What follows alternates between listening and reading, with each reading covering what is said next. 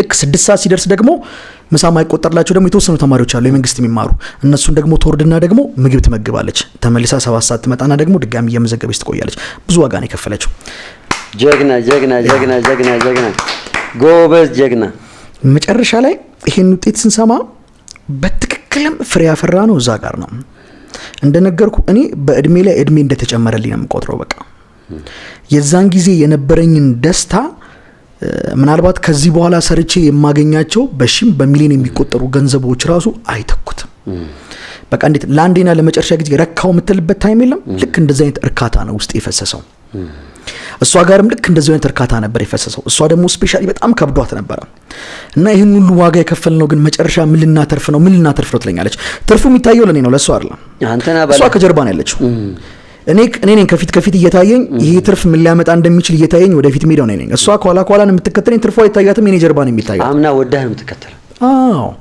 ቤታችንን ስታየው የቤት ዕቃ የተሟላ የለም ያን ሁሉ ተማሪ እናስተምራለን ምንም የተቀየረ ቤት ዕቃ የለም እዛችሁ ቤት ነው የምንኖረው ስለዚህ ጀርባዬን ነው የምታየው ትርፉ ሊታያት አልቻለም ይሄን ሁሉ ዋጋ ከፈልን እሺ የኛ ትርፋችን ምንድነው መጨረሻ ላይ ትለኛለች የዛን ሰዓት ላይ ግን በትክክል ትርፋችንን እሷ ፊል ያደረገችበት ቀን ነው ተማሪዎቹ ውጤት ሲያመጡ የዚህ ድካም የዚህ ልፋቱ ትርፉ ምን እንደሆነ አወቀች ለምን አሁን 45 ተማሪዎች ናቸው ከ45 ውስጥ አንድ 10 የሚጠጉት የዛሬ 6 አመት እና 5 አመት ባለስልጣን ናቸው የቀሩት አንድ 10 የሚሆኑ ትላልቅ የንግድ ባለሙያ ናቸው ዶክተር ናቸው መምህር ናቸው ኢንጂነር ናቸው ትላልቅ ቦታ ነው የሚደርሱት እነሱን እዛ ስፍራ ላይ ደርሶ ማየት በራሱ የሚፈጥረውን ስሜት ልነግር አልችልም ካሁኑ ያንን ተስፋ አደረግን ማለት ነው በዛ መልኩ የአዳር ፕሮግራማችንም ውጤታቸውን በዚህ መልኩ ተጠናቀቀ ማለት ነው ስኬታማ ሆነ 2016 በዚህ መልኩ አጠናቀቀን እንደው ካንተና ከባለቤት ውጪ ተማሪዎች አሉ ቤተሰቦች አሉ ምን ነበር ምላሻቸው የምታስታውስ ከሆነ ለአባቴ ለመጨረሻ ጊዜ ድሬዳዋ ድርሼው ልወጣ ስል ለአባቴ አንድ ቃል ገብቼለት ነበር እዛች አልጋ ላይ ተኝቶ አንድ ቃል ነበር የገባውለት አባ ምናልባት አንተ ብዙ ዋጋ ከፍለሃል ብዙ ታማሃል እናቴ ብዙ ተራቁታለች እህቴም ብዙ ተቆርጣለች ቤታችን ብዙ ተጎሰቋቁሏል በእኔ ምክንያት ከዚህ በኋላ በቀረኝ እድሜ ሁሉ ግን አንድም እናት በልጇ ምክንያት አታለቅስም አንድም አባት በልጁ ምክንያት አይጎሳቆልም ይሄን ቃል ገባልሃለሁ ብዬ ነበር ከዛ አልጋ ላይ ተነሳሁት እንዳፌ ይሆንልኝ ነበር ያለኝ እንዳፌ ሆነልኝ ማለት ነው ስለዚህ ቤተሰቦች ጋር ይሄን ደስታ ሳይ የኔ የአባቴን ሳቅ ነው በእነሱ ውስጥ ማየው አባት መጥቶ በልጁ ውጤት እርክት እንዳለ ሲነግረኝ የአቶ ሻምበል የገዛ አባቴን ፈገግታ በሱ ውስጥ አያለው የእናታቸውን ስሜት ሳይ የኔን የአባቴን ደስታ ነበር በእነሱ ውስጥ ማነበውና የኔ ትልቁ እርካታዬ ደግሞ ያለው በአባቴ ደስታ ውስጥ ነው የአባቴን ደስታ ደግሞ ማን በሚችለው ቢኮዝ እሱ ከአፈር በታች ነው ያለውና ማን በሚችለው ከአፈር በላይ በቆሙ በሌሎች ተማሪዎች አባት ነው የሱን ደስታ ማን በሚችለው ትልቁ የኔ እርካታና ደስታ የነበረው ዛጋ ነበር በዚህ መልኩ ድል ነስተን 2016ን ዘጋን ማለት ነው ይሄ ስኬት ደግሞ እንግዲህ መቀጠል አለበት ስለዚህ ተቀጥላላችሁ ማለት ነው ይሄ አዳሩም ተማሪዎች መያዝም መነጠሉም ይቀጥላል አሁን በ2017 እንግዲህ የተማሪዎቻችን ቁጥር በጣም አሁን ኦቨር ወጥቷል 12ኛ ክፍል ብቻ ከ200 በላይ ተማሪዎች ነው ያሉን እንደሆነም ክላሶቻችን እንዳልኩ ኤ እና ቢ ናቸው ሲም አዳርክተናል ግን ሌላ ተማሪ መቀበል አልቻልንም እና የክላስ ጥበት በጣም አለብን ዲማንዱ በጣም ብዙ ነው ኦልሞስት እንያዝ ብንል 1500 ተማሪዎችን ማስተማር እንችላለን ያን ያክል ነው ዲማንዱ ስለዚህ አሁን ወደ 1000 ተማሪ ዲማንድ አለ እንደው ፍላጎት ያለው ራሱ አለ ነገር ግን ከነዛውስ መቀበል የቻልነው ዘንድሮ 200 ብቻ ነው እንደነገርኩ ክላሷ 200 ብቻ ነው የምትችለው ዲማንዱ እንደፈለገ ቢኖርም ግን መቀበል የቻልነው እነዚህም ብቻ ነው እነዛ ጋር ጥሩ ስራ መስራት ይችላልናል እንደ ብራንድም ጥሩ ስም መገንባት ይችላልናል ግን አሁንም ሰንጥቀን አልወጣንም በ2016 እንደ ከተማ ጥሩ ኢምፓክት ጥሩ ስምና ጥሩ ብራንድ ገንብተናል እንደ ሀገር ግን ሰንጥቀን አልወጣንም እንደ ሀገር ግን ገና አልታየንም እንደ ሀገር ሰንጥቀን ለመውጣት ደግሞ እነዚህ 2017 የተመዘገቡ ተማሪዎች ላይ ደግሞ ኢንቨስት ማድረግ እንዳለብን ተሰማን እኔ በምን አምናለሁ መሰለኝ አትሊስት አንዱ ተማሪ በፕሮፌሰር ብርሃኑ ነጋ አፍ ስሙ መጠራት አለበት ያንን ማድረግ ይችላል የሚል እምነት ነው ያለኝ እንደ ሀገር ትልቅ ውጤት ብዙ ጊዜ የሚመጣው አብዛኛው ጊዜ አማራ ክልል ወደዛ አካባቢ ደስ የምናም የሚባለው አካባቢና አዲስ አበባ ነው አምናም አዲስ አበባ ነበር የመጣው ካቻምናም አዲስ አበባ ነውና ለምን ከደብረ ዘይት አይመጣም የሚል እንትን ያለኝ ስለዚህ ከደብረ ዘይት ማምጣት እንችላለን እንደ ሀገር ትልቅ ኢምፓክት መፍጠር እንችላለን ስለዚህ ያንን ለማድረግ ደግሞ አምና የሰራነውን ስራ ዘንድሮ በተሻለ መልኩ መድገም አለብን አምና እንግዲህ 2016 ላይ ቀደም እንደነገርኩ ለተማሪዎች እንደውላለን 2017 ላይ ተደገመ። እሱ ለ159 ተማሪ እኔው ራሴው ደውላለሁ። ኮል ሴንተር ከፍታለህ አዛ ማታ ማታ ወደ ቤት ገባለሁ ከ4 ሰዓት እስከ ሌሊቱ 10 ሰዓት አሁንም እየደወልኩ ቀጥላለሁ ማለት ነው። ስለዚህ ማይሲድ 24 ሰዓት ነው የሚሰራው። 24 ሰዓት ነው የሚሰራው። ይሄን ለማሳካት ያስቻለን ሚስጥር ምንድነው የምትለው አንተ? እኛ ቤት ኤክስኪውዝ አለህ ማለት ለማድረግ አልፈለክም ማለት ነው ብለን ነው የምንቆጥረው። አንድ ነገር እናድርግ ብለን ስንነሳ አይ ይሄን እኮ ለማድረግ ይሄ ነገር አይቻልም፣ ይሄ ነገር ያስፈልጋል፣ ይሄ ነገር የለም ብለን ኤክስኪውዝ አቅርባል ማለት ፍላጎቱ የለም ማለት ነው። አትፈልገውም ማለት ነው። ያ ለምን ፈለግኩት ካልክ ፍላጎት ከምታስቀምጣቸው ምክንያቶች ሊበልጥ ይገባል። ከምታስቀምጣቸው ምክንያቶች ውስጥ ያለው ፍላጎት ካልበለጠ አልፈለግከውም ነገሩን። እኔ ወረቀት የለኝም፣ ትምህርት ቤት ገብቼ ተቀጥሬያለሁ። ትምህርት ቤት ገብቶ ለመቀጠር ዲግሪ ያስፈልጋል። ይሄ ትልቅ ኤክስኪውዝ ነው። ግን መቀጠር ፈልጌያለሁ፣ ማስተማር ፈልጌያለሁ። ፍላጎቴ ከሲቪ የለውም ከሚለው ድምጽ ማለፍ መቻል አለበት። ያኔ ኤቭሪቲንግ ኢዝ ፖሲብል። ሁሉም ነገር የሚቻለው ፍላጎቶቻችን ከምክንያቶቻችን ማለፍ ሲችሉ ብቻ ነው። የሚገርም ታሪክ ነው የሰማነው። ገና ደግሞ ወደፊት ብዙ መንገድ እንደሚቀር አምናለሁ። ገና እየጀመራችሁት ነው፣ ገና ብዙ። እኔ ቲክቶክ ላይ ቪዲዮውን ሳይ በጣም ነው የደነገጥኩት። አሁን የነገርከን ቪዲዮ ተማሪዎችን ውጤት እንዲያመጡ አብረውን ያድራሉ፣ እኛ ጋር የሚቆዩት እኛ ጋር የሚበሉት የሚለውን ቪዲዮ ሳያው ገና እዚህ ፕሮግራም ላይ መጋበዝ አለብኝ አልኩ። አንድ ሰው ራሱ ላይ ጨክኖ ሊጎብዝ ሊጠነክር የሚችለው አንድ በውስጥ በኩል የሚሰማው መልእክት ሲኖር፣ ብርታት ሲኖር፣ አላማ ሲኖር እንደሆነ በዛ ቪዲዮ አውቄያለሁኝና በእርግጥም ደግሞ ዛሬ ቁጭ ብለን እንዲጉዞህን የህይወት ጉዞህን ሳይ ያጋጠመህን ውጣ ውረድ ዓለም እንዴት አድርጎ ሊያጠፋህ እንደነበረ የማይጠቅም ሰው አድርጎ ሊያስቀርህ እንደነበረ አይተናል።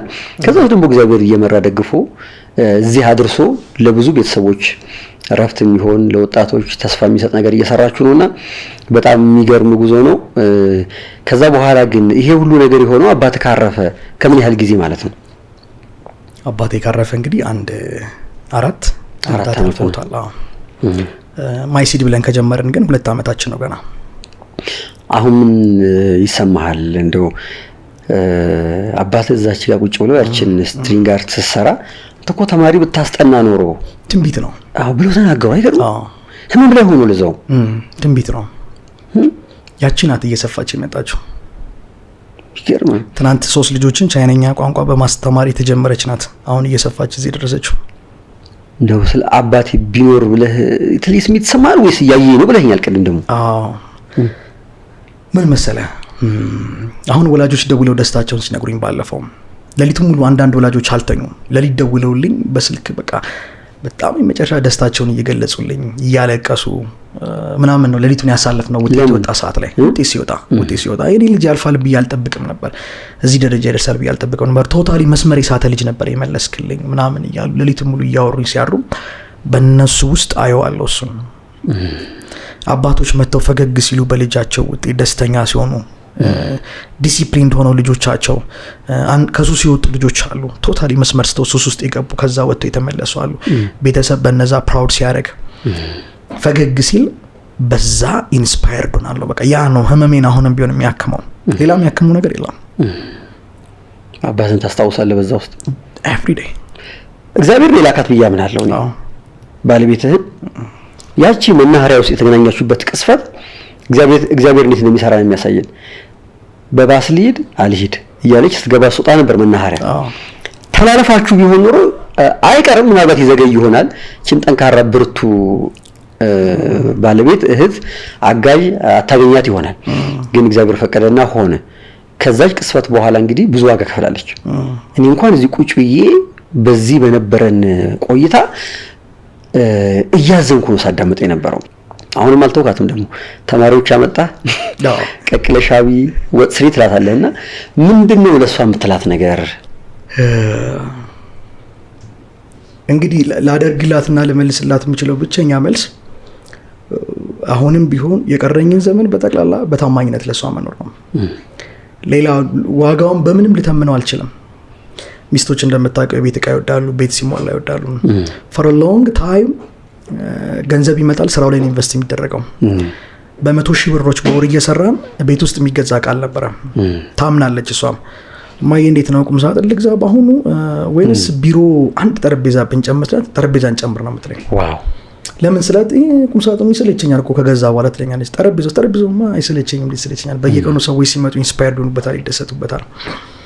እና ቤቱ ላይ ኢንቨስት ከማድረግ ይልቅ ሁልጊዜም ስራዬ ላይ ኢንቨስት እንዳደረግ ካጠገቤ ነበረች። የቀረውን ዘመን እንግዲህ በጠቅላላ ደግሞ በታማኝነት ከእሷ ጋር እንደምጨርስ አምናለሁ። ግን ሺ ፔስ ሎት ብዙ ነው የከፈለችው። እንዲህ ደግሞ ልነግርህ ማልችለው በሴትነቷ ደግሞ የከፈለችው ዋጋ በጣም ብዙ ነው። ሱስ ውስጥ እያለው የከፈለችው ዋጋ ብዙ ነው። ከሱስ ካነሳችን በኋላ ከሱስ ውስጥ ከወጣውን በኋላ የነበረኝ ባህሪ አስቸጋሪ ነበረ። እሱ ላይ የከፈለችው ዋጋ እጅግ በጣም ብዙ ነው። ስራ ስል ቤቴን ትቼዋለሁ for a long time ለረጅም ጊዜ ነው የምልህ። እሱ ላይ የከፈለችው ዋጋ ብዙ ነው። ያ ብቻ አይደለም። ከምንም በላይ እንግዲህ አሁን ያኔ ድሮ ያቺ ቲቪ አሰናክላን ብለን አሰናከለችን ብዬ ነበር። ስቲል ነው ቤታችን ቴሌቪዥን የለም። ቴሌቪዥኑን ክላስ ውስጥ ለልጆች ማስተማሪያ አድርገናል። ኤሌክትሪክሲቲ ነው የምናስተምርበት። ስቲል ነው ተቀብላኛለች። በቃ ከዚህም በኋላ ውዴ ቴሌቪዥን እኛ ቤት መግባት የለበትም ማስለት እሺ ብላ ነው የምትቀበለኝ። እና እንደዚህ አይነት ሚስቶችን በፍለጋ በምርጫ አታገኛቸውም።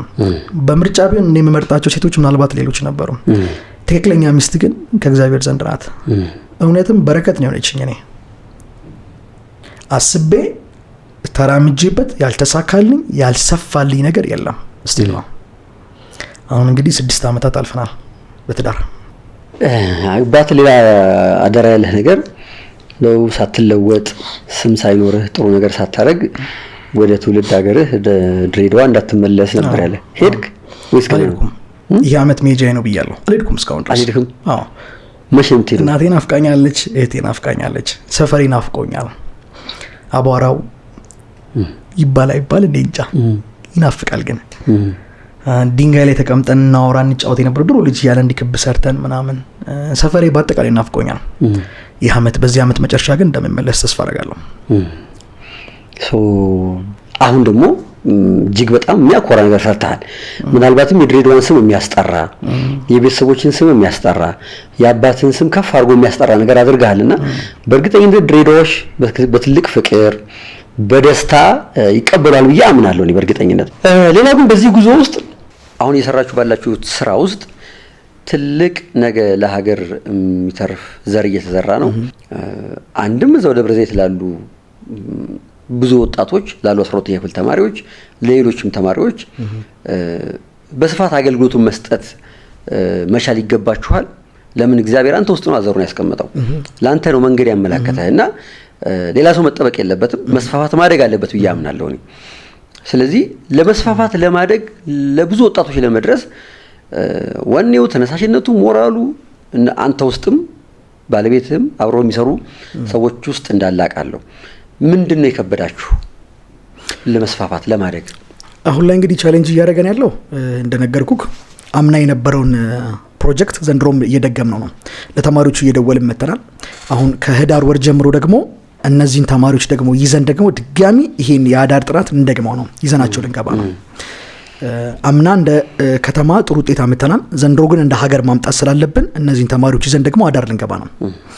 ነገር ግን አምና የነበሩ ተማሪዎች 45ቱ ብዙ ዋጋ ከፍሏል። እነሱም በራሳቸው እንደነገርኩ ሲሚንቶ ላይ ነው አንጥፈው የሚተኙት። ብዙ ዋጋ ነው የከፈሉት። ህንጻው ውሃ አልነበረውም። ስለዚህ ውሃን በጀሪካን እየመጣ በእንደዛ ነበር ያሳለፉትና ያንን ነገር ደግሞ ዘንድሮ በተሻለ ሁኔታ አድርገን ሌላ አንድ ህንጻ በመከራየት እዛ ውስጥ ለማስገባት ነው ያቀድነው። ሌላ ቦታ ሙሉ ህንጻ ግቢ ያለው ራሳቸውን ችለው በዛ መልኩ እንዲቀጥሉ ማለት ነው።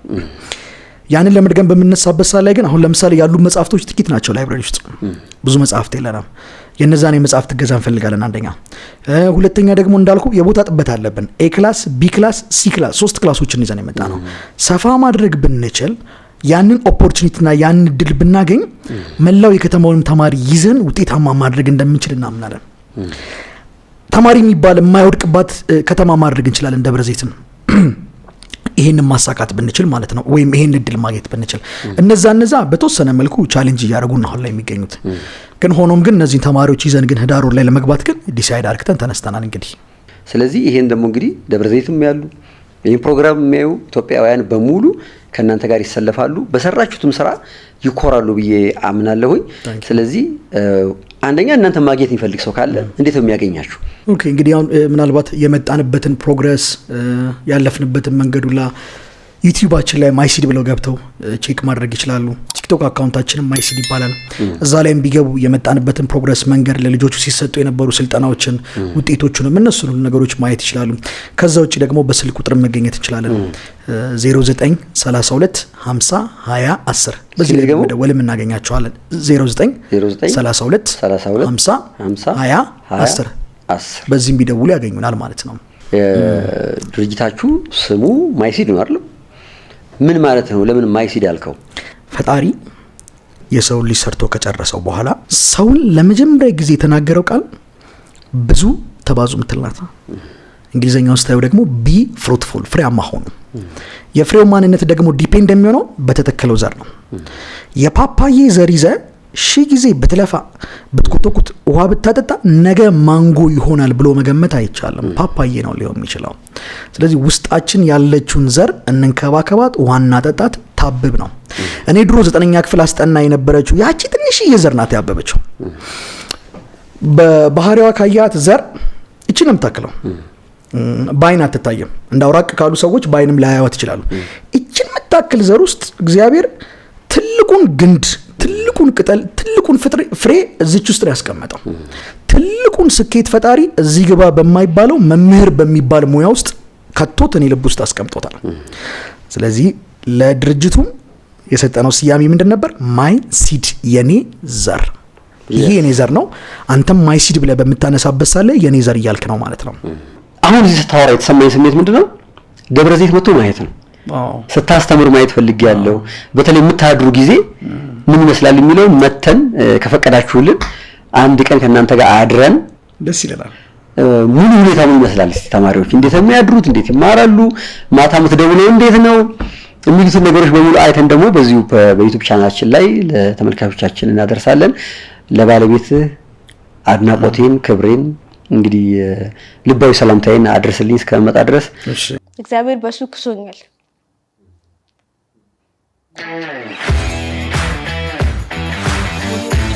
ሰላም ውድ ተመልካቾች እንደምን አላችሁ? የዳንኤልን ታሪክ ታስታውሱታላችሁ።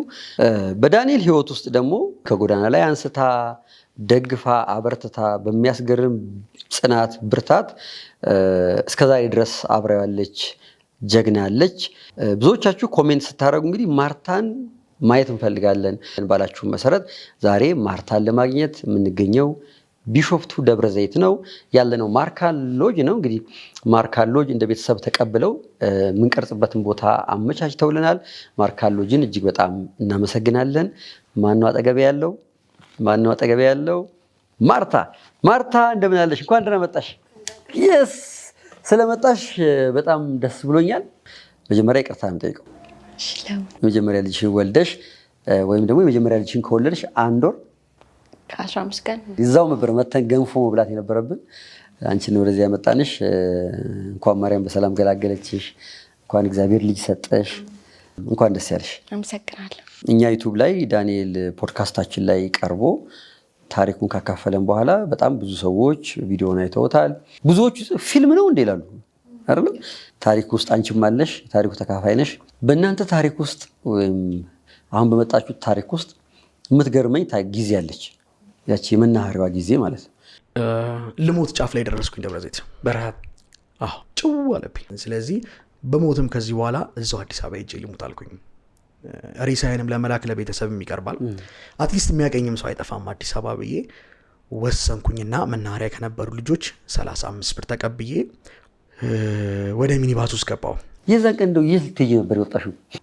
ያው አዲስ አበባ ቅዳሜና እሑድ ዊኬንድ ዲኮር እሰራለሁ፣ የሰርግ ዲኮሮችን እሰራለሁ። ስሄድ ብዙ ብር አልነበረኝም ከትራንስፖርት ውጪ። እንደ አጋጣሚ ሆኖ ደግሞ እዛ የምሰራበት የዲኮር ቤቱ ባለቤት እርጉዝ ነበረች እና ብዙ ነገር ስለሚያምራት ያው ሰው ያመጣው ነገር ደስ ይላል ምንም ቢሆን እና ሙዝ ገዝቼላት በባስ ልሄድ ባስ ከሆነ 10 ብር ነው የሚከፈለው እና በመናኸሪያ ገብቼ ደግሞ መሄድ ከሆነ በሚኒባስ ከሆነ ደግሞ ተጨማሪ ብዙ ብር ነው ከዚህኛው ማለት ነው። እና በቃ ሙዝ ገዝቼላት በባስ ሊድ ወይስ ደግሞ ሌላ ቀን ልግዛላት እና በሚኒባስ ሊድ ብዬ 4 ነው የተሻገርኩት። ወደዚህ እየተሻገርኩኝ እንትኑ ባስ መያዣ ደግሞ ሌላ ቦታ ነው ወደ አየር ኃይል ነውና ከዛ በቃ እዛ ሊድና በቃ ሌላ ቀን ልግዛላት አይ ዛሬ ልግዛላት ያልኩ 4 ነው የተመላለስኩት የተሻገርኩትና ከዛም ጨረል በቃ ቀጣይ የዛሬ ሳምንት ገዝቼላት ሄዳለሁ ብዬ እና በሚኒባስ ሊድ በሚኒባስ ሊድ አልኩ። ሚኒባሱ ስቀመጥ እንግዲህ የተቀመጥኩት በጥግ በኩል ነው፣ ጫፍ ላይ አፌም እንዳይሸት ሰውነቴም ስለሚሸት ጥግ ላይ መስኮቱ ዳር የተቀመጥኩት። መስኮቱን ከፈት አድርጌ 4ኛው ላይ ደግሞ በዚህኛው ጥግ በዚህኛው መስታወት ጋር ደግሞ አንድ ሴት ልጅ ተቀምጣለች። አነስ የምትል እድሜያም ወጣት ነገር የሆነች። መኪናው ጉዞ ጀመረ ማለት ነው። ከዛ ምንድነው የተፈጠረው? በምን ተገናኛችሁ ታዲያ? እሺ ያው ወቅቱ ፍተሻ ነበረ እና ልክ ለፍተሻ ሁላችን ውረዱ ተብሎ ወረድን ሁላችን። ከዛ በኋላ ልክ ተመልሶ ግቡ ሲባል ከዛ እሱ ቆይቶ ነው የመጣው። ቶሎ አልገባም። ሙሉ ገብቶ ካለቀ በኋላ ነው የመጣው። ከዛ አሳልፉኝ ሲላችሁ ቦታ አይመችም ብዙ ምን እንትን ለማድረግ ከዛ አይ ምናምን ሲሉት ከኔ ጎን ተቀመጠ ማለት ነው። እሱ እንደነገረን ታሪኩ ላይ ተሽዋል። ሲጋራ ያጨስ ነበር። ሱስ ውስጥ የነበረ ልጅ ነው። ልብሱን አልቀየረም። ልብሱ የቆሸሸ ነው። ሰውነቱ ጣቁሯል። እና ብዙ ጊዜ እንደዚህ አይነት ሰው አጠገብ ሲቀመጥ ጥሩ ስሜት አይሰማንም። ታዲያ ያ ሁኔታ እንዴት ጋበዛችሁ ለማውራት? እንዴት መነጋገር ጀመራችሁ? ኦኬ እኔ ያን ያህል ችግር የለብኝም ባለው ነገር አልገምትም። አሁን ለምሳሌ መንገድ ላይ የሆነ ሰው ብር ጠይቀህ መጥቶ ህፃናት በተለይ ከሆኑ ስም አለው ደስ ይልጋል በቃ ማቀፍ ምናምን እና ምንም እንትን የለብኝ። ከተማቸው ያምራል እኔ እንደዛ ሲል ከዛ አረ ምናምን ብዬ ሳቃልኩኝ። ያው እያወራን ስላለፈው ታሪኩ ነገረኝ። ከዛ ተባሩ ከቻይና ተባሩ እንደመጣ ዶክመንቶቹን አሳየኝ እና ሲያወራም ትንሽ ቀስ ብሎ ነው የሚያወራው። ያለበት ሁኔታ እንደዚሁ ያስታውቃል። በጣም ደክሟል ማለት ይቻላል ምናምን ከንፈሩ ደርቋል ምናምን ሲያወራ በጣም ቀስ ብሎ ነው የሚያወራው። አለቀስኩኝ በቃ አልቻልኩም በቃ። ኧረ ተይ እውነት የመጣሁበትን ፕሮሰስ ነገርኳት። ቦርሳዬ ውስጥ የነበሩ የቻይና ዶክመንቶች፣ ፓስፖርት፣ የቻይና መታወቂያን አውጥቼ ያሳየኋት። ታሪኬን እየነገርኳት ስንሄድ አለቀሰች። በሰዓቱ ማድረግ የምችለው እጄ ላይም ብር ስላልነበረ እንደዚህ እያወራን አዲስ አበባ ደረስን። ልክ አዲስ አበባ እንደደረስን ያው ለትራንስፖርት ብቻ ነው ብር ይዤ የነበረው እና ማድረግ የምችለው ቸኮሌት መግዛት ነው። ያው እኔ ድሮ ብዙ ነገር ነው ያሳለፍኩትኝ እና ምግብ እንትን መብላት ካልፈለኩኝ ወይም ደግሞ ከሌለ ቸኮሌት ነው የምበላው። ቸኮሌት ሲሆን ሙሉ ቀኑ ሙሉ መዋል ይቻላል ትንሽ የቸኮሌት ከተበላ። እኔ እኮ እዛኛው ታሪክ ላይ ቸኮሌት ገዛችልኝ ሲል እንዴ ቅንጦት ነው ዳቦ አትገዛለትም እንዲህ ብዬ ነበር። ከምሬ የምልሽ ያው ብስኩት ከሆነ 2 ወይ 3 ብስኩት ይገዛል። በእርግጥ ግን ቸኮሌት ሲሆን በቃ ብዙ ሰዓት መቆየት ይችላል። እኔ አሁን አንዴ ከበላው ቀኑ ሙሉ ቁርስም ምሳም ሳልበላ ክላስ ቆይቼ መጥቼ በራት ምናምን እበላለሁ። ለምን ነበር እንደዛ የምታደርጊው አንቺ? አጋጥሞሽ ያውቃል እንደዚህ ፈተና? እኔ ያው ብዙ ጣውረድ ነው ያሳለፍኩት። የሚገርም ነው። ከዛ ምን ብለሽ ነው የተለያያችሁት? ያው የተለያየ ነው በተቻለኝ አቅም ሰፖርት ላደርገው ያው በማግስቱ ነው ይሄንን እንትን ማድረግ የምችለው እና በማግስቱ እንዲያገኘኝ ቀጥሬው ተለያየም። የሚገርም ታሪክ ነው። እንደዛ አምን ከተለ አዎ ምን ኦፕሽን አለኝ? እንደዚህ የሚለኝ ሰው አይደለም የሚያስጠጋኝ ሰው እኮ የለም። እንኳን አልቅሶ ታሪኬን የሚያዳምጥ አይደለም እና አጠገቡ አስጠግቶኝ ቁጭ የሚል ሰው የለም እያልኩ ነው። ስለዚህ እሷ አንዷንም እኔም ማመኗ እኔ ገርመኛል።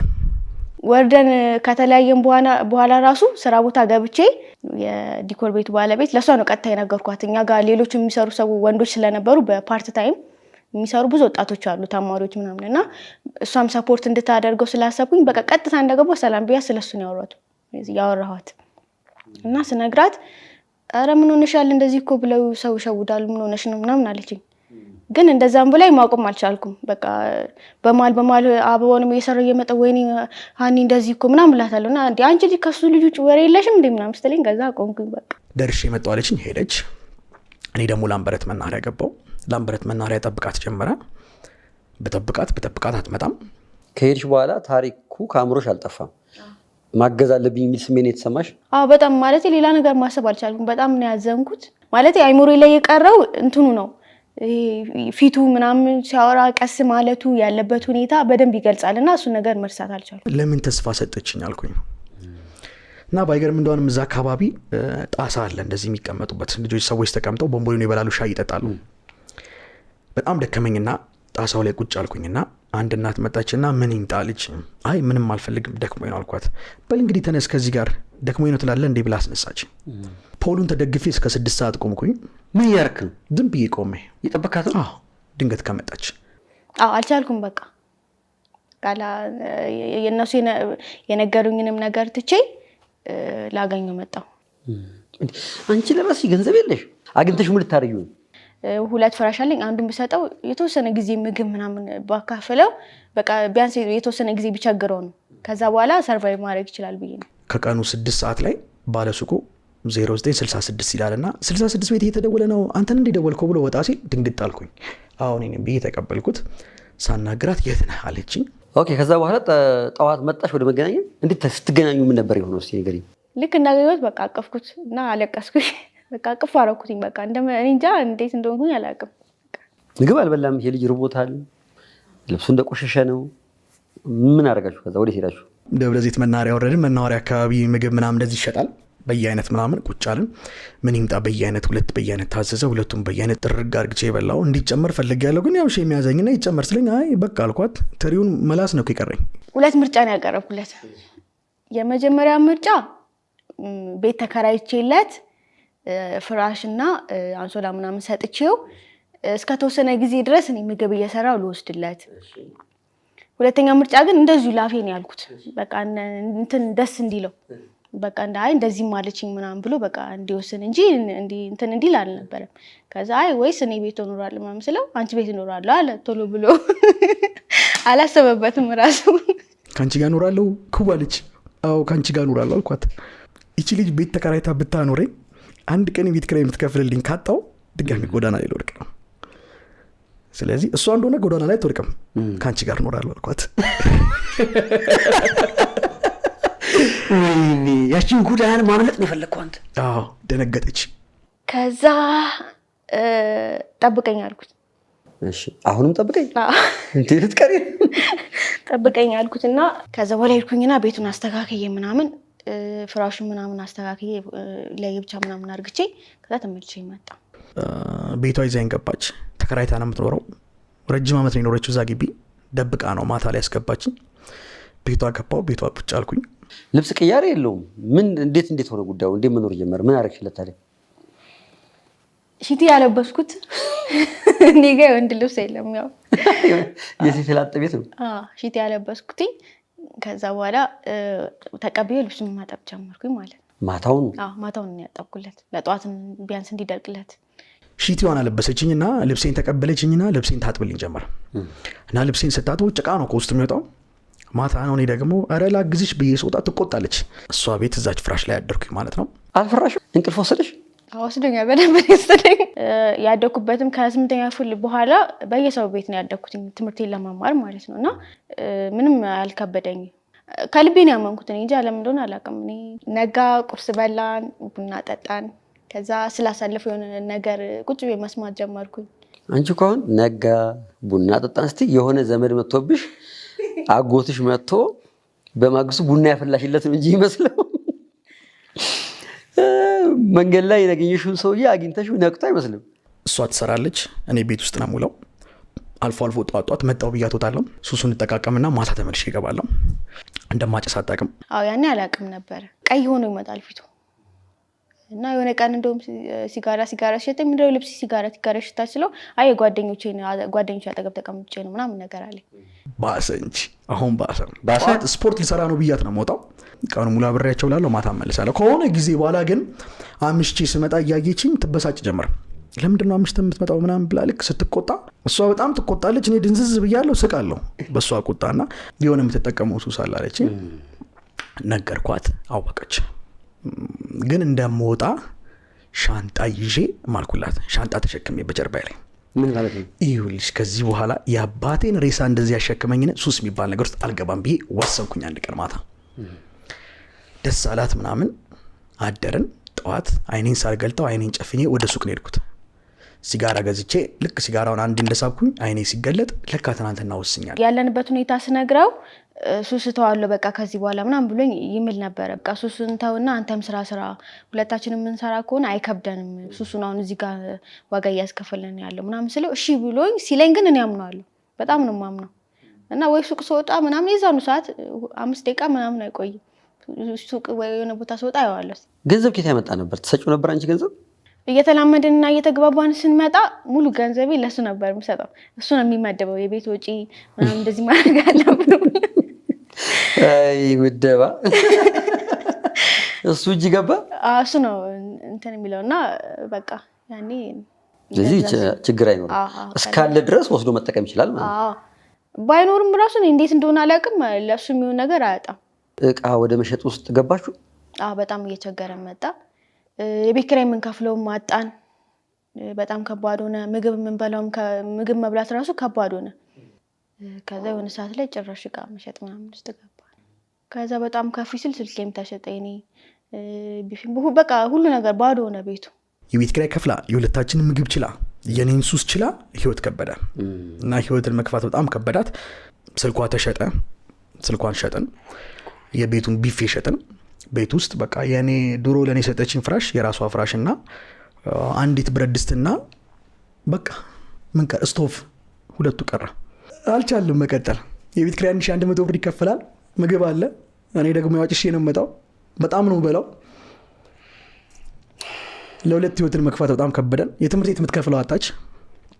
በቃ ከዚህ ቤት መውጣት አለብን አለች። እዛው ደብረ ዘይት ውስጥ ደንቢ የሚባል አንድ ገጠራማ አካባቢ አለ። መብራት የለም እዛ አካባቢ፣ ውሃም የለም እንደ ልብ። ሙሉ ግቢ በ600 ብር ነው የምትከራየው። ገጠር ነው፣ መብራት የለም፣ ውሃ የለም። እንዳልኩክ 2 ክፍል ጭቃ ቤት ናት። በእሾክ የታጠረ ግቢ ነው። ወደ 300 ካሬ ነው፣ ሰፊ ነው። ግን ጣሪያው ከላይ ክፍት ነው። የሌሊት ወፍ ይገባል ይወጣል። በአፈር ነው የተሰራው። መሬቱም ስንጥቅጥቅ ያለ ነው፣ ግድግዳውም ስንጥቅጥቅ ያለ ነው። እዛ 600 ብር ነው ቤት ስትባል። ከዛ ወጣንና ስንወጣ ይዘን የወጣ ነው የኔ አንድ ፍራሽ የሱ አንድ ፍራሽ ብረት ድስት በእጄ ይዤ እኔ ጋሪ ላይ ተሳፍረን በቃ ሌላ ዕቃ የለም ምንም የለም። እና ልብስ የተወሰነ ልብስ ነበር። ብረት ድስት አለ። ብረት ድስት አንቺ እሱ ፍራሽ ደንቢ ህይወት ቀጠለ። ከዛ ደንቢ ጋር እንዴት መኖር ጀመራችሁ? የምትሰሪ ነበር ያን ስራ እንጂ? ደንቢ ከገባን በኋላ ሌላ ስራ መፈለግ ጀመርኩኝ። ከዛ የጽዳት ስራ አገኘሁ። ሩቅ ነው? በምን ነበር የምትሄጂው? በእግሬ ነው የምሄደው። ሩቅ ነው ስል በጣም ሩቅ ነው። ምን ያህል እስከ እኛ የምንኖረው ደንቢ የሚባለው በጣም ሩቅ ነው። እሱ ራሱ ገጠር ነው።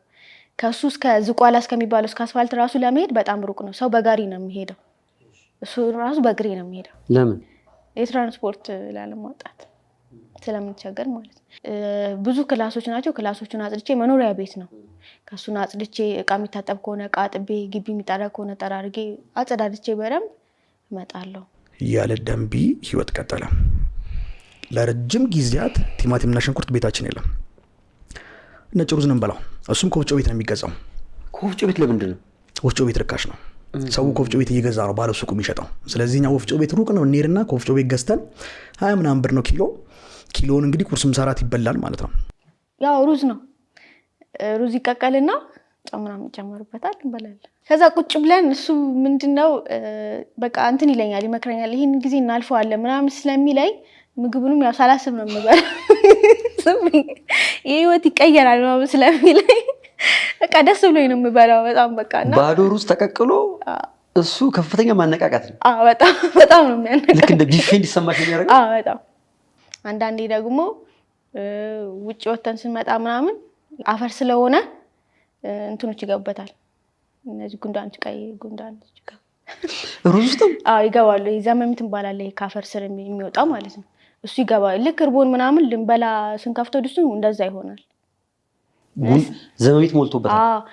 ስንተኛም አንዳንድ ጊዜ ሻንጣ ላይ ይውላል እናድር እንችላለን። ዘመሚት እንትን አፈር ስለሆነ መሬቱ ቀጥታ ከስር እንደዚህ ይወጣሉና ቁጭ ብለን እናድራለን ሻንጣ ላይ ዘመሚት ያረግፋችሁ። እና እንደዛ ሞር ቁጭ ብለን ጨለማ ውስጥ የህይወት ይቀየራል ሲለኝ በደንብ ነው የሚያሳምነኝ በቃ።